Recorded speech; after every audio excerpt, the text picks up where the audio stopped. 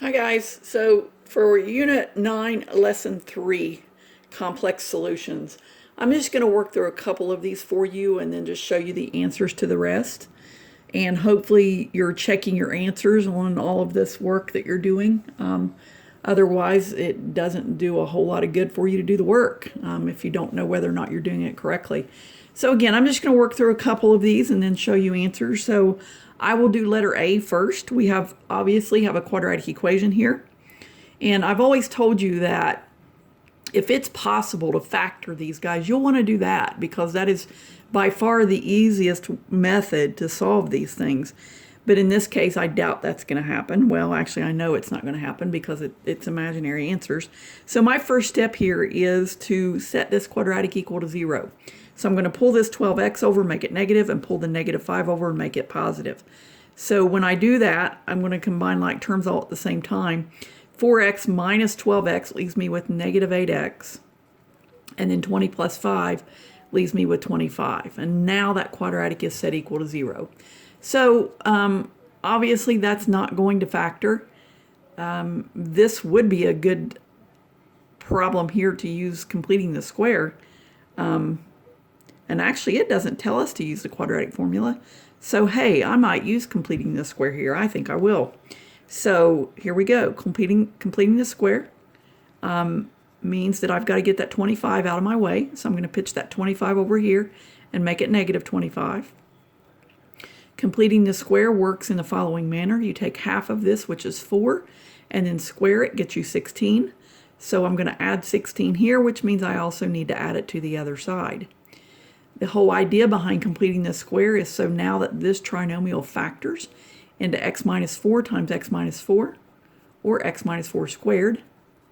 And then negative 25 plus 16 is negative 9. Now you square root both sides, which gets you x minus 4 equals positive or negative 3i. Last step, pitch that 4 over there. X equals 4 plus or minus 3i. Now if you used a quadratic equation on that, you should have gotten the same answer. But sometimes I feel like completing the square is easier. And the reason I chose completing the square is because that middle term right there was a nice even number that I can take half of. So I should probably then go ahead and do letter B in full using the quadratic formula. You see the answer there at the bottom. Two different forms of the answer, and I'll explain those to you in a minute.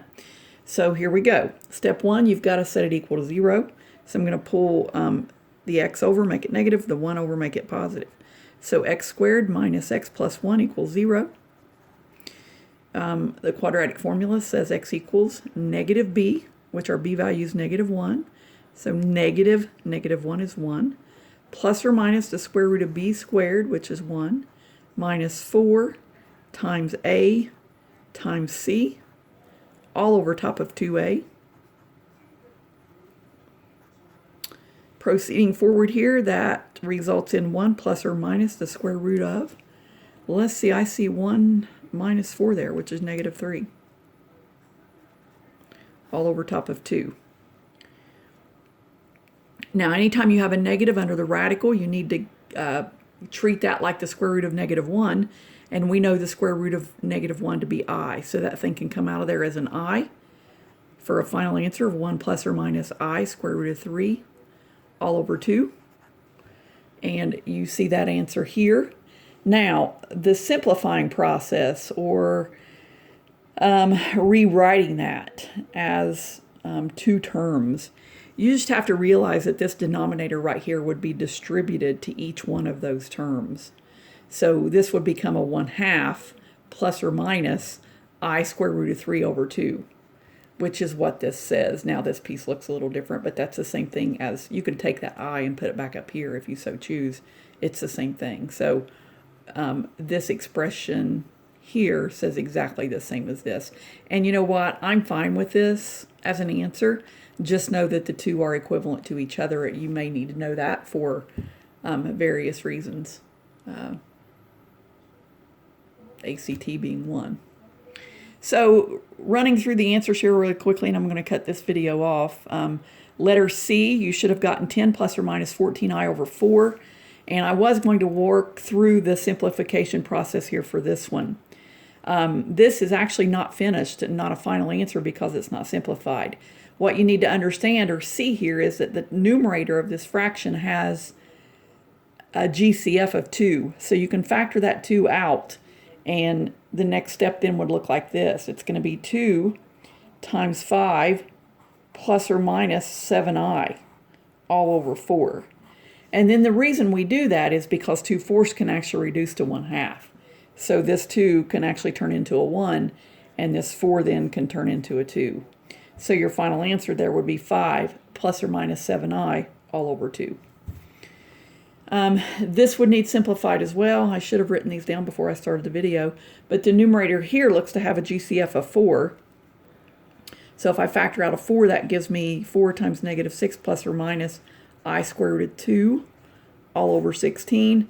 And then 4/16 reduces to 1/4. So your final answer then is negative 6 plus or minus the square root of 2, I square root of 2 all over 4.